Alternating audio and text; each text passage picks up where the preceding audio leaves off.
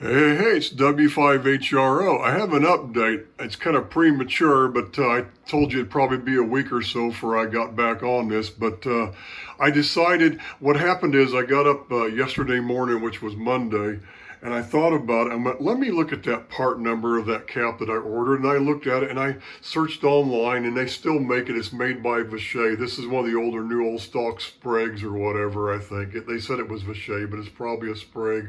Or it could be one of the new modern Vishays.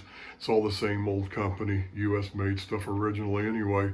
But I got to looking in the physical dimensions. I went, oh, when I looked at the specs on it, I thought the one thing was like the length, like the height. And the cap that I ordered, it's 1,000 puff. This is an old Sprague. They have not made, this is what an old one. It came pulled out of an old tube type broadcast transmitter, and it was old. And it's, it was used, and I got it from RF Parts, and it looks like somebody had written 878 puff on it, I'm assuming, or unless you turn it this way and it's what, 820 or 6, I can't tell. Or would that be, no, those are definitely 8s, those aren't 6s. So 878. And then when I measured it, it measured down to like 6, I can't even read this, 687 puff. So either, probably either the guy's meter was off or this thing had just slowly kept getting bad.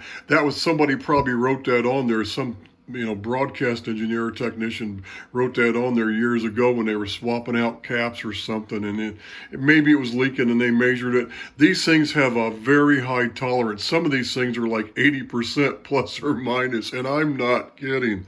They can be way off sometimes, even brand new. So I'll have to measure the one when I get it. But what I did was that Chinese one that I showed you in my last video, I went ahead and just put that one in there for now, since I have to retrofit the other one in there anyway when I get it, and I'll use the new one when I get it. But what I've discovered is that arc now, that flash where my last video where I looped that one thing where I went, yep, did it again. Yep, did it again, and I just kept doing that like 5 times. I mean, I looped the video. It was the same. It only happened once. It was just the same video over and over and over again. So, but that problem is gone now. However, there's something underlying that's going on. I still popped this fuse, and it was working fine on dummy load. I hooked it up on antenna yesterday, playing around, and it's everything's was fine. It did a weird thing on the dummy load, the antenna once, and then it stopped doing it. Then I put it over here, and then I got it to blow the fuse. And it sounds like what's happened, but the arc, that big flash, that's all gone. What's funny is that DC blocking cap was bad. It was in fact bad. It was leaking DC. And I remember now, I had swapped that out when I was doing the modifications on this deck when I lived in San Jose, but the deck was never operational then. I was just thinking of improvements I needed to make, and I was killing time. I thought, well, this way I won't have to do it when I eventually, get to where I need to be, like this house or wherever. At the time, I wasn't even considering moving, but it was just, it was just one of those things where I was doing mods with the hope of eventually getting, because remember, I didn't even have the exciter deck. I built that the first summer we lived in this house, remember? All the videos are on that here on this series of videos for this transmitter. But what I've discovered is, right now, I have the fuse pulled out of here. Now what this is, this one fuse, I had forgotten when I first switched this thing over to 120 from 220 to like 3 years ago. It was like 3-4 years ago. I think it was the second year we lived here is when I did that, I think. And I forgot to document what all I'd done, and I actually went through the painstaking process. This fuse here is what it only controls the supply for the relays. So I need to knock that down to like maybe a 1 or 2 amp relay. Fuse at the most. I think it still has a 10 or 15 amp in it. This one is only for only goes to the plate supply for the RF deck, and then this one only goes to the plate supply on the modulator side deck. And then this is all the other decks, all where I've got all the other decks plugged in, all the, filament powers and other power supply powers and all that stuff, fan power, and that's all this one here. So Anyway, this one I've got where I can key the thing multiple times with a 10 amp and it'll glitch once in a while and I'll pop this fuse. And so I bump it up to a 15 and the problem goes away. This one's never blown, but right now I took it out. I took it out because I have the modulator plate supply disabled. Because I was trying to figure out, because what happens is when they're both on, even with the mic gain turned all the way down, if I key the transmitter, like right now, see how that meter pegged out when I first key? That's on the peak reading scale, but when I go to RMS, I know now it's not real. And what I've done is I've unplugged the Keep Alive supply for the negative peak limiter. And I've just grounded where the supply connects to the base of the limiter. I've just grounded that with a what do you call clip lead, a heavy clip lead. I just grounded that end of it to tie that to the ground so it goes through the limiter and that'll be ground. It'll be zero. It'll just be the same as 0 volts chassis ground. Now with the limiter on, I only get that peg like that. It only jumps up way up like that once in a while, so it's better with that on.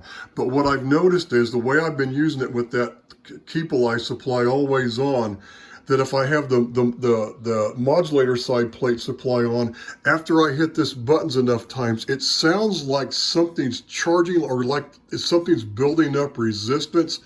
Like maybe the modulation transformer, like the magnetic lines of flux or something. They're like, sort of like I'm thinking of, the way I try to describe it is, you know how you used to get vapor lock on your old cars back in the 70s? It was due to the air vacuum and fuel. Well, it's, you know, with this, it's kind of like, you know, it's like it's magnetism and flux or whatever, you know. That's the way I'm trying. That's an analogy I'm trying to use to describe how it's behaving. It's like it's starting to, and I'm thinking what's happening is because the Keep Alive supply is on the primary side, and because I have two separate plate supplies, maybe I need to connect that over to the center tap of the primary side. Because what did I say before? Did I say primary, secondary? I meant because since it's already on, the Keep Alive supply voltage does run down through that secondary winding down to the dead, you know, what do you call the plate supply, you know, output or whatever you want to call it, that's not on. And it comes up through it's going through the through the secondary, down through that from the Keep Alive. It goes up through those diodes and it comes down through the winding and it just stops it. You know, you just hit another big cap down there, right? My oil fill cap and the plate supply. So, but there's nothing on the primary side. Normally when people put the negative limiters in this thing, well, that supply, they normally have a common supply and the center tap of that primary side is just shorted to the cold end of the secondary side, right? So it's going to be on both sides. So I wonder if maybe that might be my problem. I'm thinking what I could do is, on the modulation transformer, what I could do is I could, what was I thinking here? The cat's starting to whine. He's got me distracted here. What I could do is I can just, you know, from the center tap of the primary, I could put a diode, a blocking diode, so it'll pass the Keep Alive supply voltage. But when the plate supply comes up on the primary side, it'll just block that voltage because that diode's there, right? And it'll ignore it. I'm wondering if that might solve this problem.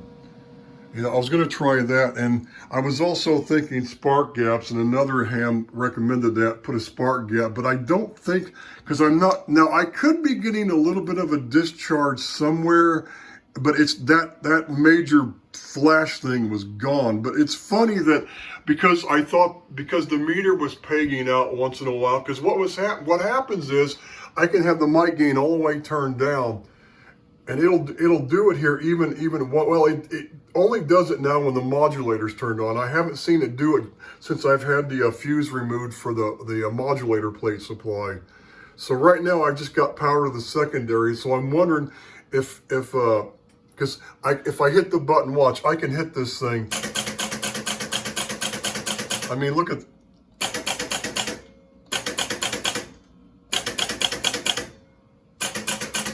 this thing's pretty much foolproof now.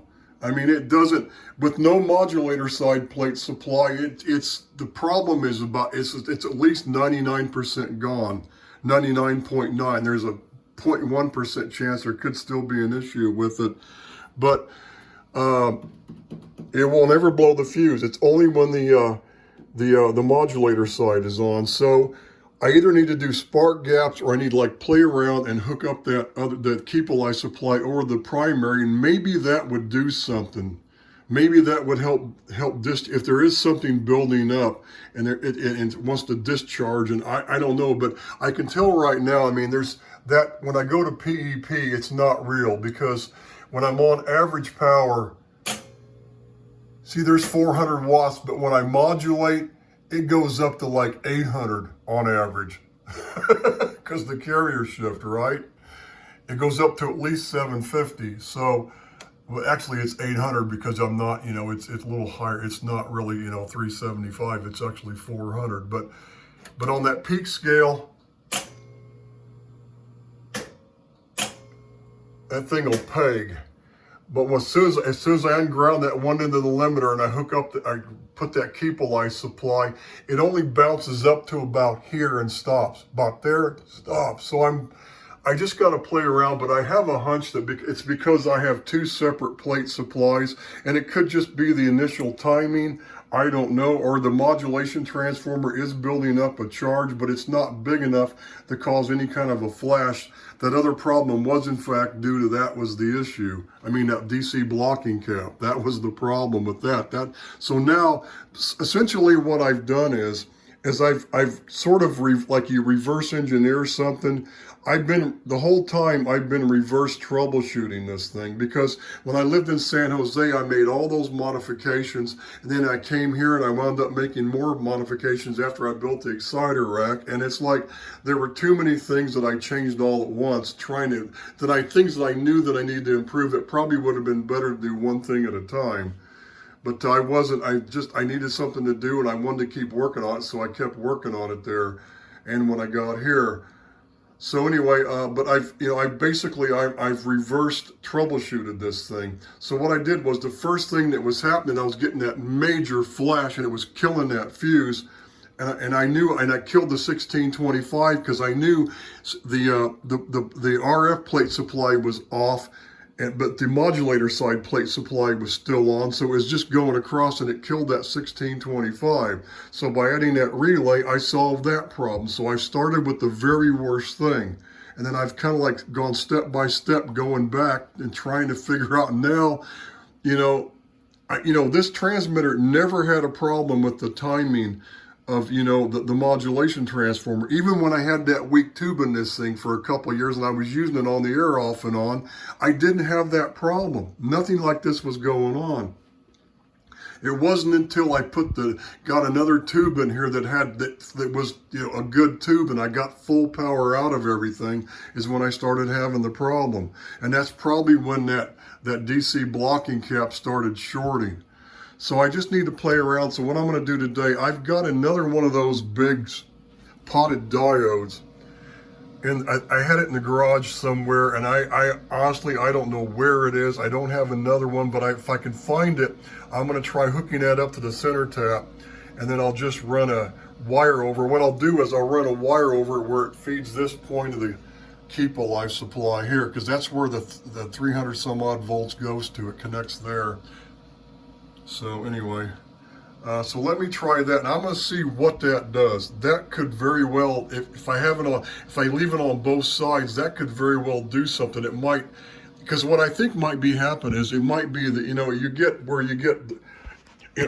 one thing I could do is I could try reversing the AC connections on the primary windings. I could swap the neutral and the hot around on the input to that primary. Doing something like that will sometimes solve problems like this. I should probably try that first, but I want to see. It'll be easy for me if I can find that diode. I'll just do that, and then if it works, I'll figure out some way to protect the diode. Then I can put a series resistor from the keep alive supply, because it's actually, I've got that series resistor, so there's going to be a little bit of a drop. What I could do is, without the plate supplies on. With the plate supplies off, I could just hit this button and I could see how much voltage is on the secondary side. Then I could just adjust the resistor on the primary side to get that exact same voltage maybe. But that's only if it works. This is like I'm going out on a limb here. It may not do anything doing that. I may still have the issue, but something is building up, and you can tell because when I key it with both sides on, if I key it repeatedly, it's like I hear this and then and it's like it's struggling, like something's charging and it's having trouble. And that's when if the next 1 or 2 times I key it, it'll pop that fuse, that 15 amp fuse for the plate supply. So it's something when the modulator side is on, and like I said, that's probably what it is. I'm probably getting something's coming on at the wrong time interval, or it's just, it's building up a slight charge, just enough to cause a problem on the secondary or on the primary itself. So let me try hooking up that Keep-Alive supply to the primary side next and see what happens. 73s for now.